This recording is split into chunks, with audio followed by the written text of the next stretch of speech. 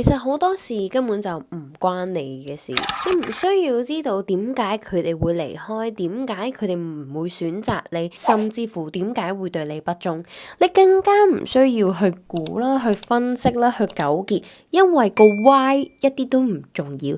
What 先至重要？呢一件事對你產生咗啲乜嘢嘅影響呢？你賦予呢件事點樣嘅意義？執着喺個 why 嗰度，只會令到自己陷入無止境嘅猜測同埋消耗。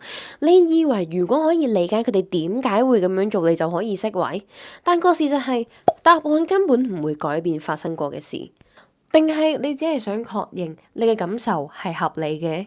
咁而家我就話俾你聽，你嘅感受本來就係合理嘅，唔需要透過個 why 去證明。